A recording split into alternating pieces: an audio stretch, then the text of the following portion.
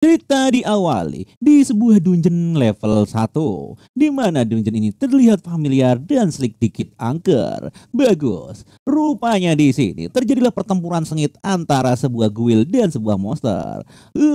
Ting. Rupanya ada seorang pria yang berambut coklat kekuning-kuningan sedang lari-lari. Ini gila. Bagaimana ini bisa terjadi? Kata orang ini, sebuah monster yang sudah disegel ribuan tahun yang lalu. Pertama, aku malah bertemu dengan naga dengan level kesulitan triple S. Kemudian aku jatuh dari tebing tiang tinggi. Rupanya dia dan partinya terhempas dari tebing karena sebuah acara diserang oleh tentakel cumi-cumi monster raksasa. Wow, dia sungguh ganas. Anjir, rupanya di sini pertempuran antara raksasa cumi-cumi dan naga level triple S ini terjadi sangat sengit. Rupanya sang MC hanya menjadi debu saja yang bergelantungan di sana dan bahkan berakhir menunggangi sebuah naga. Anjir, apa-apaan ini? Bahkan aku dihempaskan oleh makhluk triple S lainnya yang membuat aku takut. Di sini nampaknya sang MC merasa dirinya lemah dan pasrah saja.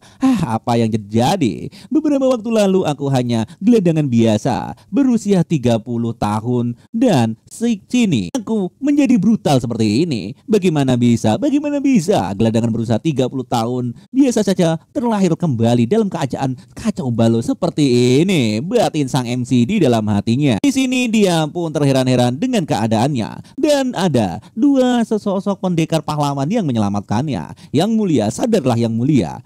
Gilushan, apa kau baik-baik saja? Aku juga sangat ingin tahu bagaimana kartu yang menunjukkan Prince of the God. Oke, dan cerita pun dimulai tentang nasib terkutuk menjadi Archimede X-Ray. Di sebuah kamar yang berantakan, ada botol minuman yang menyeduh di mana cola-cola dan Coca-Cola. Di sini sang MC sedang bermain game. Wow, apa-apaan ini? Global film untuk permainan ulang kehidupan telah bermulai. Sepertinya ada orang lain yang mengalami masa sulit sama sepertiku. Tunggu sebentar, kapan aku memulai menulis ini? Apa? Permainan ulang kehidupan kedua? Bukankah ini permainan biasa saja? Apakah ini bukan game? Di sini sang MC bertanya-tanya di dalam pikirannya. Aku berharap sesuatu seperti ini benar-benar ada di dunia nyata.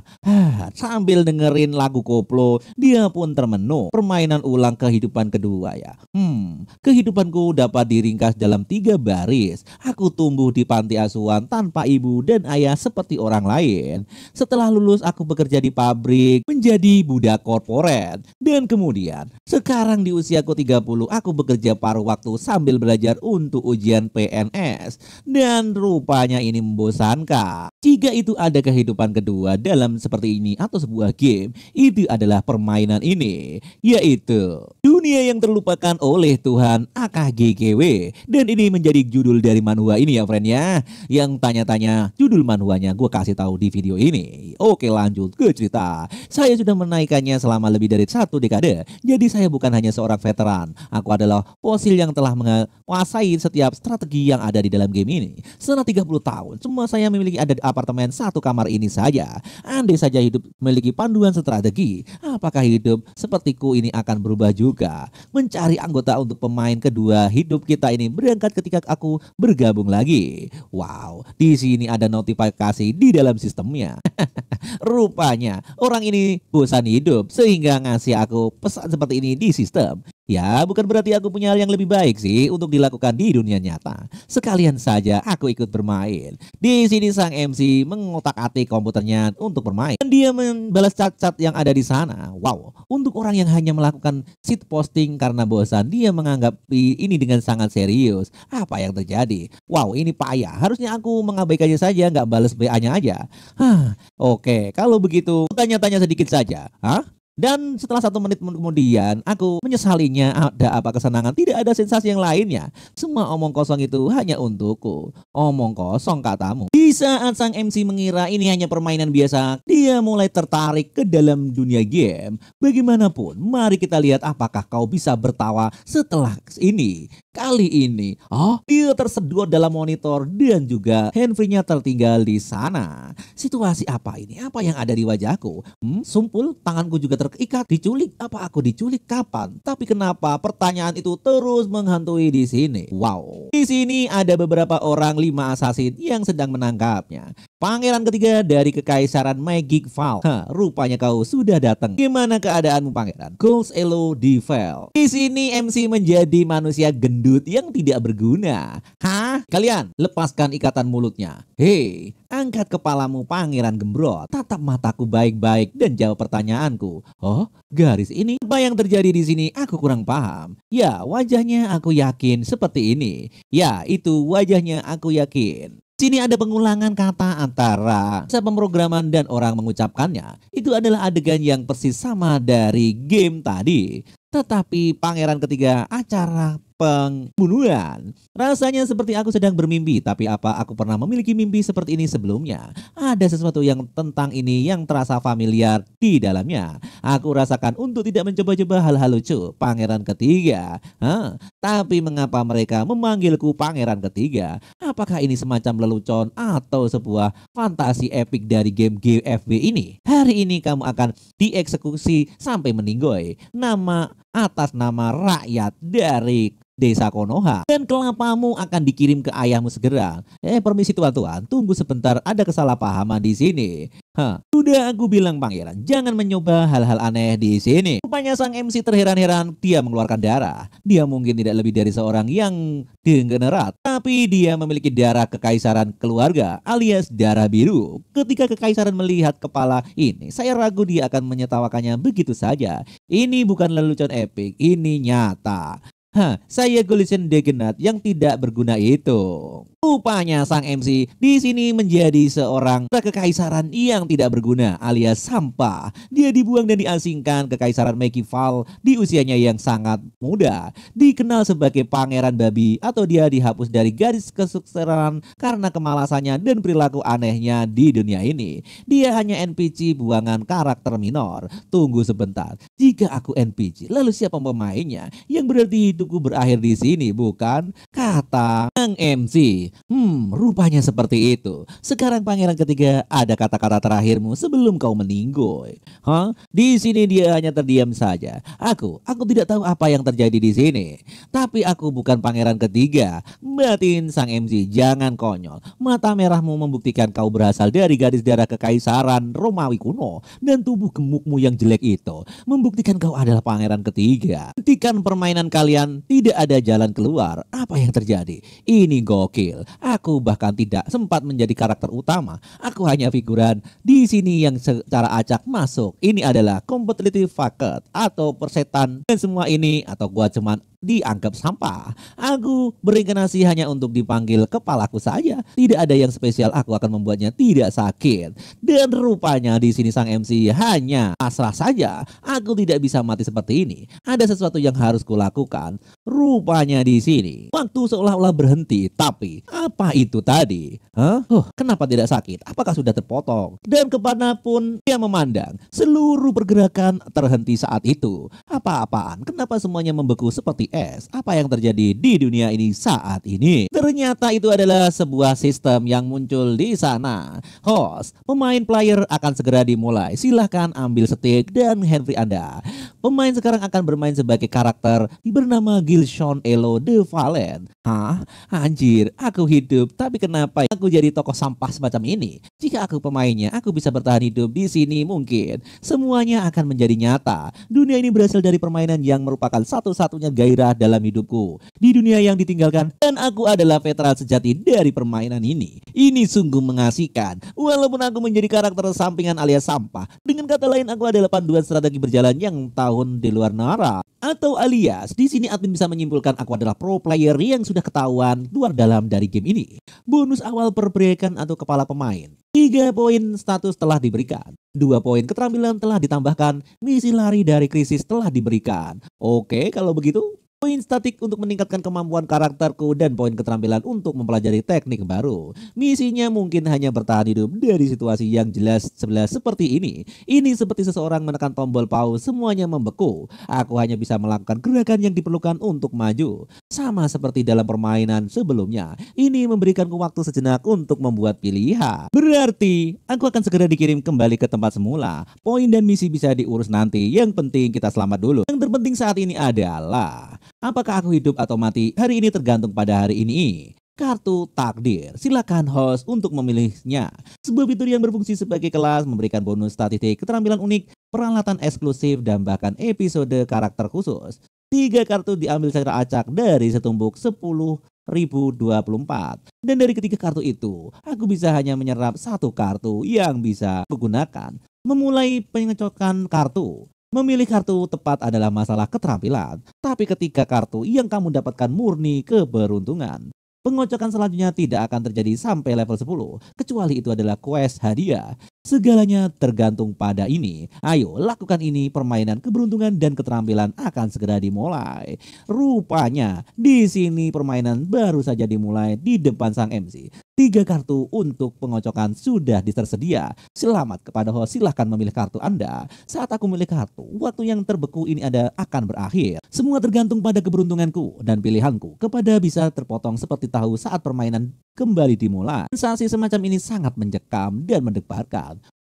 Kalau begitu karena aku sudah mendapatkan kartu, lebih baik aku lihat apa yang kudapat. Sekalipun dalam situasi seperti ini rasanya ingin tahuku. Sepertinya aku tidak bisa menahan diri, betapa senangnya aku. Baiklah, tunjukkan apa yang kau punya, jalan emas atau tumpukan sampah. Satu perjalanan arah dari tebing ini. Di dunia yang terlupakan atau game fast scan ini, ada aturan acak yang hanya diketahui oleh para veteran saja.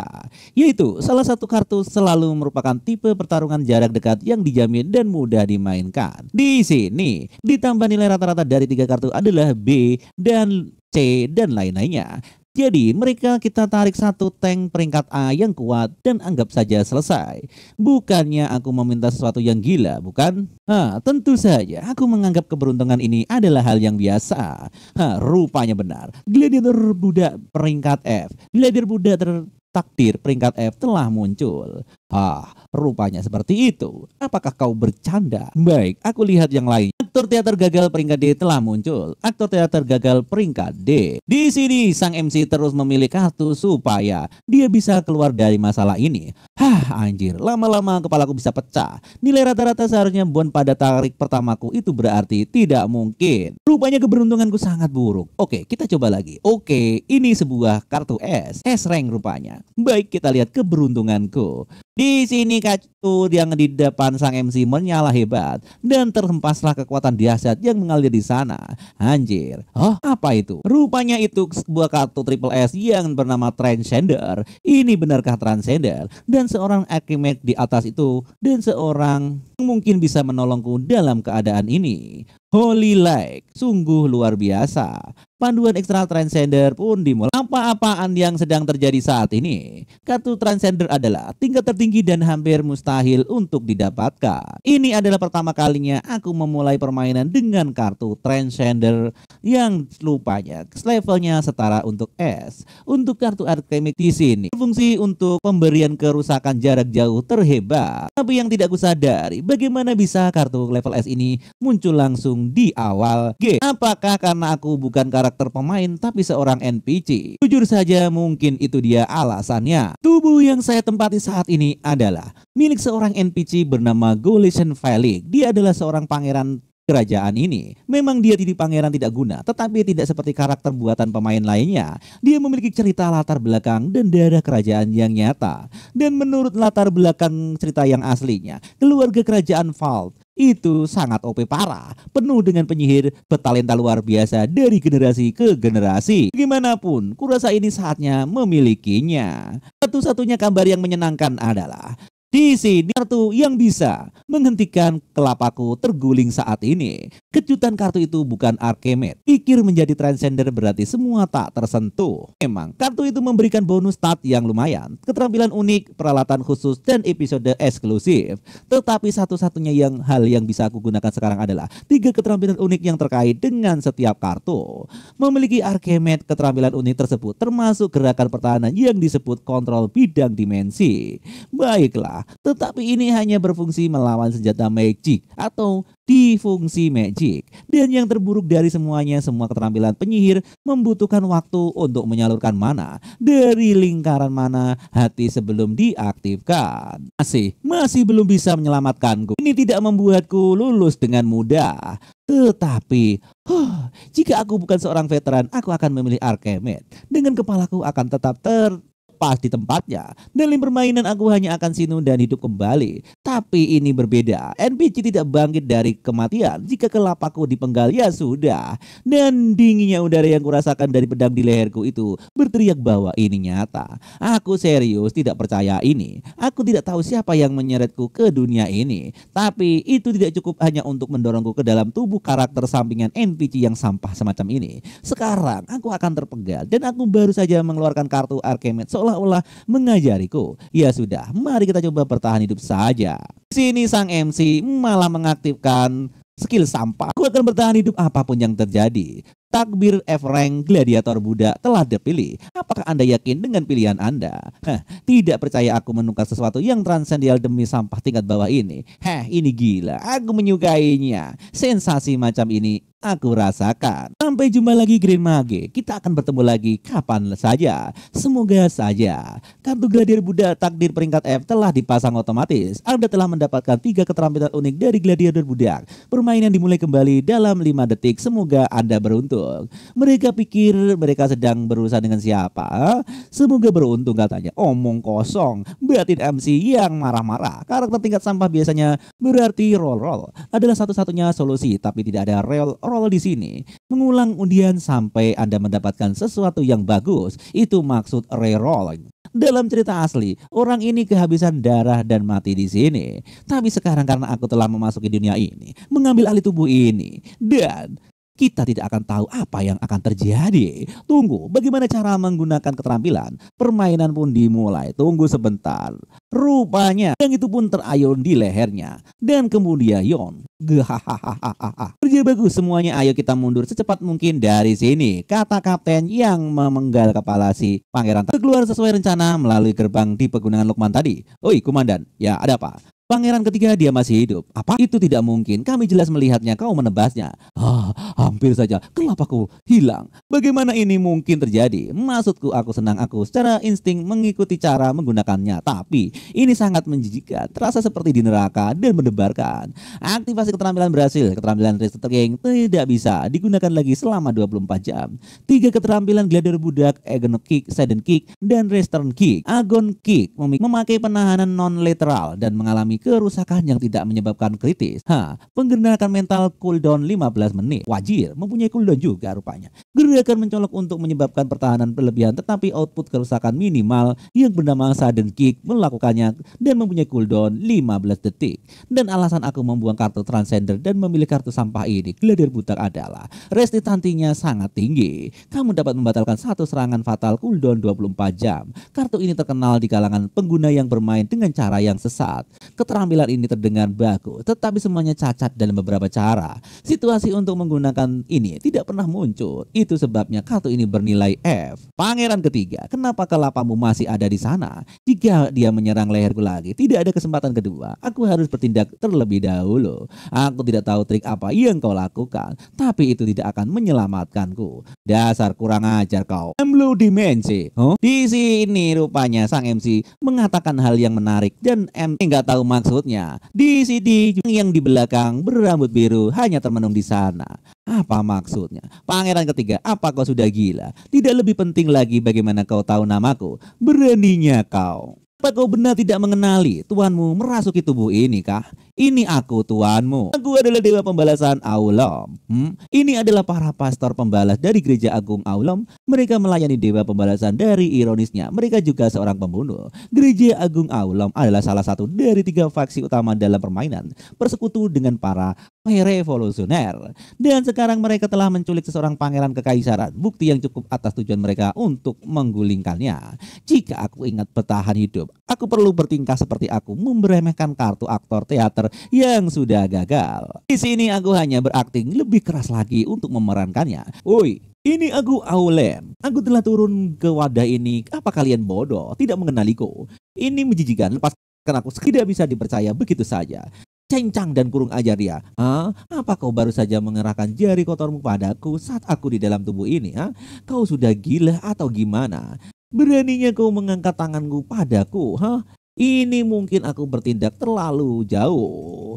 Tidak, jangan ragu, Aulem akan melakukan lebih daripada ini. Di dunia terkutuk ini ada totalnya 12 dewa, dan kebanyakan dari mereka dewa-dewa sok tahu yang suka membuat kegaduhan di alam manusia. Itulah mengapa dunia ini terus-menerus melihat insiden besar maupun kecil yang disebabkan oleh campur tangan ilahi. Saat permainan diluncurkan, semua orang berkata para developer benar-benar mengacu nama-namanya. Dari semua itu adalah AOLM. AOLM sendiri adalah dewa pembalasan. Sesuai dengan gelarnya, dia suka ikut campur dalam perang, perkelahian, perselisihan, dan drama dalam intrik dan politik apapun itu dengan cara kotor. Berikut ini dia sering muncul di hadapan para pengikutnya yang sangat menguntungkan baginya saat. Baiklah kalau begitu, kalau kau tidak percaya. Saya mengerti Tuan Aulem, tapi saja tindakan akan lebih penyayang untuk menawarkan kepada para pengikutmu yang tidak layak seujung kuku pun percayaanmu. Oh, kepercayaan bocah-bocah ini, pikir mereka layak mendapatkan kepercayaan. Baiklah, sialan, aku akan memberimu kepercayaan. Bahaslah kepercayaan ini. Pembalasan berhala emas yang kau sembunyikan di altarku minggu lalu. Apa kau pikir aku tidak akan menyadari bahwa itu hanyalah lapisan emas? Apa? Tunggu, bagaimana kau bisa? Apa kau bercanda? Kau berani mempersembahkan emas lapisan kepadaku? Apa kau ingin mati atau gimana, Awem? Kau ini bocah kecil, lepaskan aku sekarang. Pak, lepaskan dia.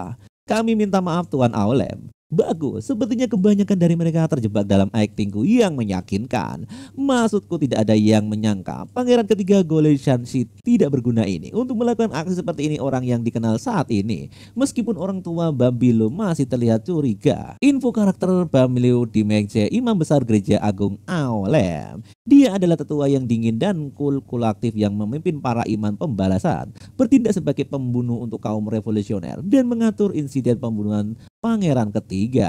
Ampuni kami Tuan Aulem, aku tidak mengenal kehadiran ilahimu. Dia sedang menunggu untuk melihat apa yang akan kulakukan selanjutnya. Itulah yang sedang dia pikirkan. Hanya itu saja, tidak hanya kau menampakkan emas palsu. Apa kalian sedang kamu lakukan? Berlututlah, mohon ampuni kami.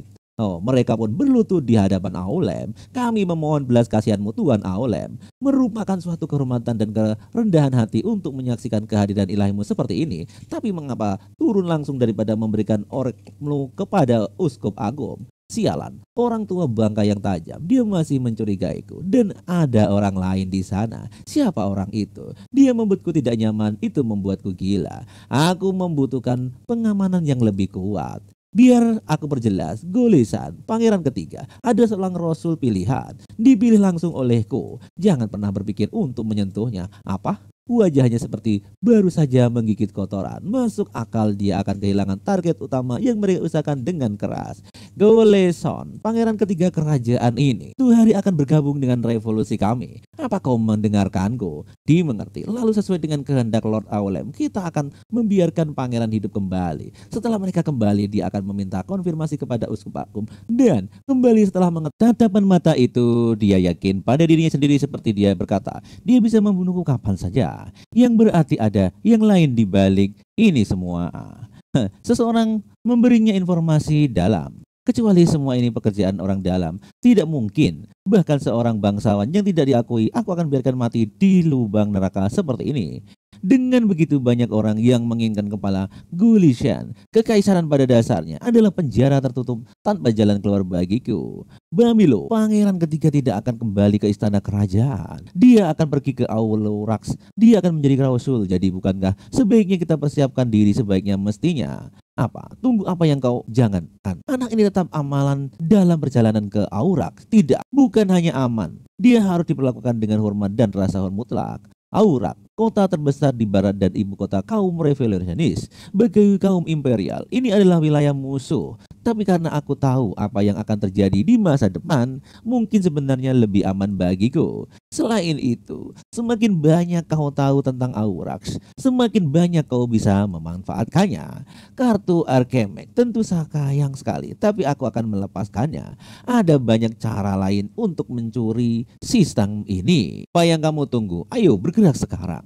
Jika aku ingin merubah bangunan tingkat sampah ini menjadi tingkat dewa, aku harus menipu sepenuhnya. Berpindah tempat di suatu hutan, mereka sedang istirahat di dalamnya. Silakan coba ini Tuan. Tidak ambil yang ini saja, Tuan Golishan. Aku menangkapnya dengan susah payah.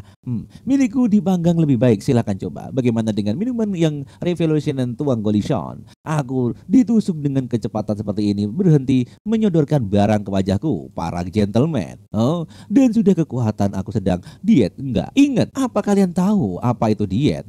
Ayolah, coba satu gigit saja aku mohon. Tuan Aulem memerintahkan kami untuk memerintahkanmu dengan keramahan yang sebesar-besarnya. Dengan keadaan seperti ini, kami tidak punya muka untuk ditunjukkan kepada Tuan Aulem. Apakah aku mengatakan sesuatu yang tidak perlu? Mereka rupanya berharap semua makanan yang mereka bikin dimakan oleh tuannya. Apa mereka itu ordo, pastor, pembalas, atau permukaan pembalasan? Bagaimana tatapan pembunuh bisa seperti itu? Itu adalah mata seorang anak kecil yang seolah-olah tidak punya dosa. Bisa kalian semua berhenti? Aku juga ingin makan, tapi aku menahan diri. Satu gigitan saja tidak akan sakit. Jika aku menikmati itu, tidak akan membuat Anda bertambah berat badan. Ayolah, berat badan apa yang tersisa untuk dihilangkan? Kamu bisa berhenti diet sekarang. Kamu sudah memiliki bentuk tubuh yang sempurna dari awal. Silakan makan dengan santainya. Kamu membohongi dengan sangat mudah. Lupakan diet ini. Siksaan yang sebenarnya adalah, nama kalian belum memasang perimeter. Apa yang kalian lakukan di sini? Paus Agung, orang tua Bimilo seperti yang diharapkan. Seorang Paus Agung sejati memang berbeda. Lihat kalian semua, sangat santai. Apa kalian lupa kita masih berada di wilayah kekaisaran? Bangun sekarang kalian semua. Baik Tuan, keyakinan mereka sangat dalam. Jadi mohon jangan terlalu keras. Aku sedang berusaha mengabaikannya. Tuan, lihatlah ini. Tidak ada yang mengalahkan daging burung dalam hal daging. Hanya bercanda. Aku membawanya untuk diriku sendiri. Apa yang terburuk, Meskipun begitu, ada benar-benar kehilangan banyak berat badan pangeran ketiga. Ya, demikian banyak Anda memikirkan sesuatu. Semakin berat badan Anda bertambah dan berkurang. Aku yakin menyangka apakah dia bertukar dengan orang lain, batin dari uskup tadi. Oke, di sini rupanya sang MC berat badannya turun karena jarang makan. Aku sudah melihat beberapa macam orang saat dibesarkan sebagai pembunuh di organisasiku. Tapi kau belum pernah bertemu orang sepanas Anda. Awalnya apa? Anda pasti bertanya-tanya bagaimana cara menyelundupkan orang ini keluar wilayah kekaisaran, bukan? Bahkan aku bisa melihat bahwa kondisiku tidak normal, batin sang MC. Cerita flashback ke belakang sedikit. Di sini sang MC merasa tubuhnya aneh. Apa-apaan dengan tubuh ini? Aku bahkan tidak bisa berdiri. Info karakter, Glow Elibility, judul Pangeran Babi Nasib Buruk Gladiator, level 0, kekuatan 35, intelijen 68, 1.3, stamina 1 digital. Total stat rata-rata NPC bisa adalah sekitar 200 dengan stamina antara 40 dan 60. Orang ini sangat lemah, staminanya hanya 9. Bukankah itu praktis hanya seorang mayat saja, atau memang dari awal cerita, memang orang ini sudah tidak ada di dalam cipta karakter? Aku harus meningkatkan staminaku apapun yang akan terjadi dan menurunkan berat badan selagi aku melakukannya.